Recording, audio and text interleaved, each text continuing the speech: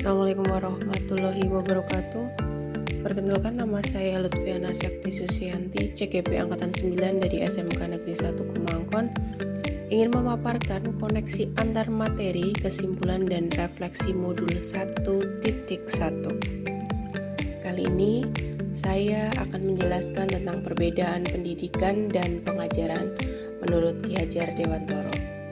Pendidikan adalah menuntun atau memberi tuntunan terhadap segala kekuatan kodrat yang dimiliki anak agar tercapai keselamatan dan kebahagiaan setinggi-tingginya, baik sebagai manusia maupun anggota masyarakat.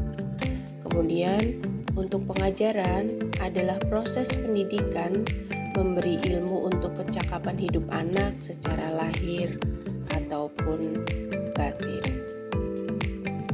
Selanjutnya, saya akan merefleksi diri saya melalui 3 pertanyaan sebagai berikut. Yang pertama adalah, apa yang Anda percaya tentang murid dan pembelajaran di kelas sebelum Anda mempelajari modul 1.1? Yang kedua, apa yang berubah dari pemikiran atau perilaku Anda setelah mempelajari modul ini? Dan yang ketiga, apa yang dapat segera Anda terapkan lebih baik agar kelas Anda mencerminkan pemikiran Ki Hajar Dewantoro? Saya akan menjawab pertanyaan yang pertama yang akan saya percaya tentang murid dan pembelajaran di kelas sebelum mempelajari modul 1.1 adalah yang pertama, guru itu mendominasi pembelajaran. Jadi dalam pembelajaran itu guru menjelaskan materi dan siswa hanya duduk sebagai pendengar. Kemudian yang kedua, siswa cenderung pasif. Di sini kebanyakan anak-anak itu tidak ikut aktif dalam pembelajaran karena mereka hanya cenderung untuk mendengarkan saja. Kemudian yang ketiga adalah motivasi belajar yang rendah, karena mereka tidak dituntut untuk bisa berekspresi sesuai dengan kemampuan dan kemauan mereka sendiri. Jadi motivasi mereka itu masih rendah dalam kegiatan pembelajaran. Yang keempat, guru kurang memahami karakteristik anak. Jadi guru itu di sini karena sebagai pusat pembelajaran, guru itu sering melupakan karakteristik anak, bagaimana cara anak belajar, bagaimana anak senang dalam pembelajaran tersebut. Itu mungkin sering dilupakan oleh seorang guru. Kemudian yang kelima, fokus pembelajaran pada ketercapaian materi. Jadi ketika pembelajaran itu fokusnya hanya sampai materinya itu selesai, mungkin tanpa memperdulikan anak itu bisa atau tidak, mengerti atau tidak. Yang pasti materi yang disampaikan sudah selesai. Dan yang terakhir adalah siswa diperlakukan dengan sama.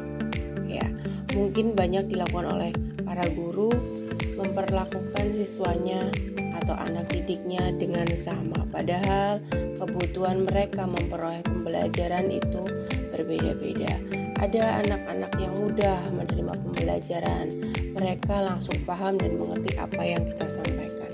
Tetapi tidak jarang juga ada anak-anak yang perlu pemahaman lebih detail lagi, lebih mendalam lagi, pemantapan materi dari kita agar mereka mengerti dan paham tentang materi yang kita sampaikan. Kemudian untuk menjawab pertanyaan yang kedua, yang berubah dari pemikiran atau perilaku saya setelah mempelajari modul ini adalah yang pertama, ini untuk merubah pemikiran ya. Antara lain yang pertama adalah pembelajaran berpusat pada anak. Ya, setelah mempelajari modul ini, saya menjadi paham dan mengerti bahwa pembelajaran itu memang berpusat pada anak. Jadi kita harus memberikan keleluasaan agar anak itu berkembang sesuai minat dan bakatnya masing-masing. Kita sebagai guru hanya mempunyai tugas untuk mengarahkan. Kemudian yang kedua, guru bukan satu-satunya sumber belajar. Iya, kalau dulu mungkin memang guru satu-satunya sumber belajar, tetapi setelah mempelajari modul dari Ki Hajar Dewantara, saya menjadi tahu bahwa guru itu bukan aktor utama dalam pembelajaran, karena anak-anak pun mempunyai tingkat kreativitas yang tinggi untuk mengembangkan pembelajaran mereka. Gitu. Kemudian yang ketiga adalah guru memahami karakteristik belajar siswa. Jadi kita tidak bisa menyamakan karakteristik seseorang atau anak yang satu dengan anak yang lain, karena mereka punya karakteristik dalam belajar yang berbeda-beda. Ada yang benar-benar langsung bisa mengerti tentang materi kita, ada yang lama pemahamannya, ada juga yang mereka belajar harus mendengarkan musik atau dengan melakukan satu kegiatan. Kemudian untuk merubah perilaku antara lain, yang pertama adalah menciptakan suasana belajar yang menyenangkan. Karena dengan menciptakan suasana belajar yang menyenangkan, anak-anak akan lebih mudah memahami dan mengerti apa yang kita pelajari bersama. Kemudian yang kedua adalah memberi kesempatan untuk anak mengerjakan tugas sesuai dengan minat, bakat, dan kreativitasnya. Jadi, di sini anak-anak diberikan kebebasan untuk memilih bagaimana mereka menyelesaikan tugas sesuai dengan minat dan bakatnya masing-masing. Yang ketiga, menuntun anak sesuai kodrat alam dan kodrat zaman. Seperti kita tahu, dalam filosofi Ki Hajar Dewantara, anak-anak itu tumbuh sesuai dengan kodrat alam yang mereka miliki sejak lahir dan kodrat zaman seperti apa yang diperlukan pada masa sekarang.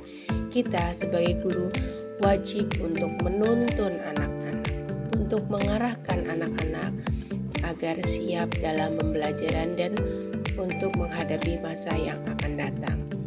Kemudian yang keempat adalah memotivasi anak untuk selalu belajar.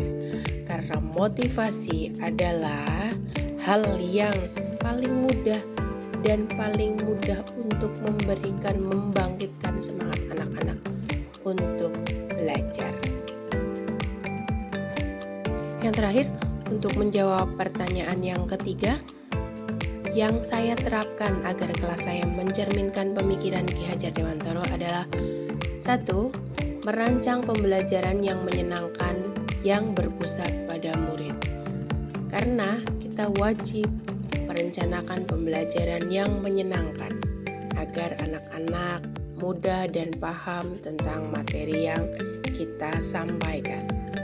Kemudian yang kedua adalah menerapkan konsep merdeka belajar. Mereka bisa memilah dan memilih bagaimana cara belajar mereka sesuai dengan kemampuan dan kreativitas mereka sendiri. Yang ketiga adalah pembelajaran yang dilakukan sesuai dengan kodrat alam dan kodrat zaman. 4. Menerapkan pembelajaran abad 21. Ya, jadi anak-anak harus berusaha untuk berpikir kritis, kemudian kreatif, komunikasi, dan kolaborasi. Kelima, mengenali karakteristik dan kebutuhan anak. Itu penting bagi seorang guru. Kemudian yang terakhir, yang keenam adalah menerapkan sistem Among. Sistem Among di sini adalah pendidikan itu menuntun, bukan menuntut siswa atau anak-anak. Demikian paparan saya tentang koneksi antar materi, kesimpulan, dan refleksi modul 1.1. Terima kasih, semoga bermanfaat untuk kita semua.